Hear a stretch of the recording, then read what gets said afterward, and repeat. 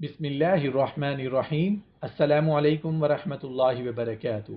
بچوں کی پیدائش کے نہایت ضروری اہتمام۔ جب بچہ پیدا ہو تو پہلے اسے غسل وغیرہ دے کر صاف کپڑا بسم اللہ الرحمن الرحیم پڑھ کر پہنا دیں۔ اس کے بعد اس کے دائیں کان میں آذان اور بائیں کان میں اقامت کہلا دی جائے۔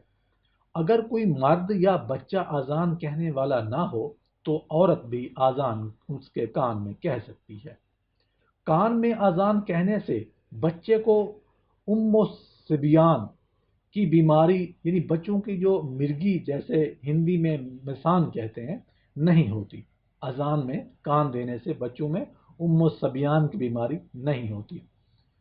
حسین بن علی رضی اللہ عنہ سے روایت ہے کہ نبی کریم صلی اللہ علیہ وآلہ وسلم نے فرمایا، اذان کہنا سنت موقدہ ہے۔ اذان و اقامت کے بعد ماں کو دودھ پلانے کے لیے بچہ دے دیا جائے، پھر کسی بزرگ سے تہنیک کرا دینی چاہیے۔ تہنیک یہ ہے کہ کوئی نیک آدمی ایک کھجور یا چھہارا چبا کر اس کا لعاب اپنی شہادت کی انگلی میں لگا کر بچہ کے منہ میں تالو پر لگا دے، بچہ چٹخارا لے کر اس کو چاٹ لے۔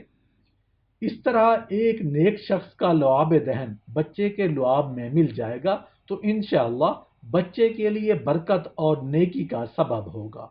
نبی کریم صلی اللہ علیہ وآلہ وسلم نے حضرت امام حسین رضی اللہ عنہ کی تہنیک خود فرمائی تھی اور خود نام رکھا تھا اور عقیقہ فرمایا تھا۔ پھر 7 دن کے اندر اندر بچے کا اچھا نام رکھ دیں۔ نام اچھا رکھیں اس لیے کہ نام کا اثر بچے کے اخلاق و عادات پر پڑتا ہے، لہذا برا نام رکھنا بچے کے ساتھ دشمنی ہے۔ نیز اچھا نام رکھنے کی نبی کریم صلی اللہ علیہ وآلہ وسلم نے ہدایت بھی فرمائی ہے۔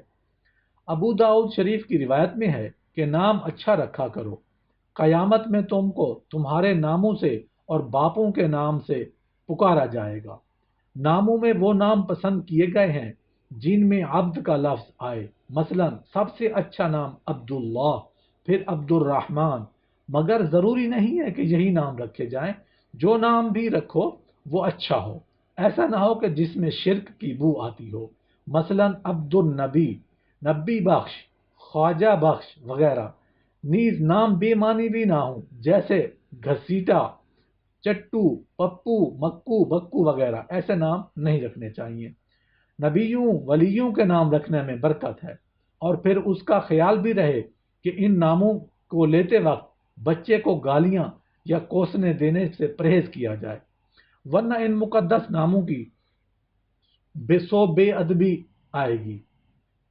اگر نام مرکب ہوں تو ان کو منفرد نہ بولیں، مثلا عبد القیوم یا عبد الرحمن یا عبد الغفار ہو تو صرف غفار یا قیوم یا رحمان کہہ کر پکارنا بہت گناہ کی بات ہے، کیونکہ یہ اللہ تعالیٰ کے صفاتی نام ہے۔ اگر اس کا خطرہ ہو تو یہ نام نہ رکھے جائیں۔ ایسے نام بھی پسندیدہ نہیں سمجھے گئے ہیں جن میں خیر و برکت یا سعادت کا مفہوم پایا جاتا ہو، مثلا سعادت، برکت وغیرہ، کہ بعض دفعہ یہ معلوم کرنے پر کہ گھر میں برکت ہے یا سعادت ہے، جواب میں نہ ہونے کی شکل میں نہیں ہے کہنا پڑتا ہے، اور یہ فعل بد ہے۔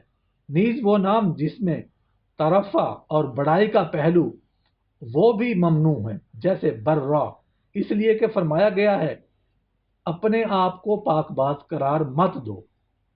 اسی لیے نبی کریم صلی اللہ علیہ وآلہ وسلم نے برا نام بدلوا دیا تھا جس کے معنی پاک باز کے ہیں۔ آج کل ناموں کو مخفف کر کے انگریزی حروفوں کے ذریعے بولنے کا جو رواج چلا ہے یہ انتہائی غلط ہے۔ اس میں جہاں معنی محمد، داؤد اور سعید احمد بنتے ہیں، وہیں مومن، داس اور ستیش اگروال بھی بنتے ہیں، تو اس لیے کم از کم نام کی حد تک تو اسلام کو ظاہر کرنا چاہیے۔ نام میں پیار، محبت اور لگاؤ ہوتا ہے، وہ انگریزی کے شارٹ کٹ سے ہرگز حاصل نہیں ہو سکتا، جیسے کسی کے نام کے ساتھ ایس، اے، ایم، ڈی ایسے نام بالکل نہیں رکھنے چاہیے۔ پھر 7ویں دن بچے کا عقیقہ کیا جائے، اس کی برکت سے بچہ بلاؤں سے محفوظ ہو جاتا ہے اور بڑا ہو کر ماں باپ کی نافرمانی نہیں کرتا۔ لڑکے کی طرف سے 2 بکریاں یا 2 بکرے، اور اگر گنجائش نہ ہو تو 1 بکرا بھی کفایت کر جائے گا، یا بڑے جانور میں 2 یا 1 حصہ لے لیں۔ لڑکی ہو تو 1 بکری یا بکرا، یا بڑے جانور میں 1 حصہ۔ عقیقے والے دن بچے کا سر منڈا کر اس پر زعفران مل دیں اور ختنہ کرا دیں۔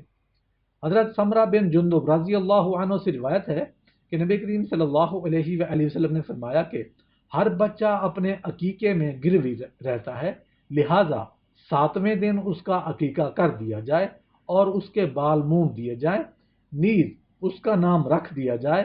ختنہ کرانے میں کسی رسم و رواج کی پابندی نہ کریں، ویسے اللہ تعالیٰ کو خوش کرنے کے لیے غرباء کو کچھ دینا یا دوستوں کو تقسیم کرنا یا کھلا دینا ممنوع نہیں ہے، یعنی جائز ہے۔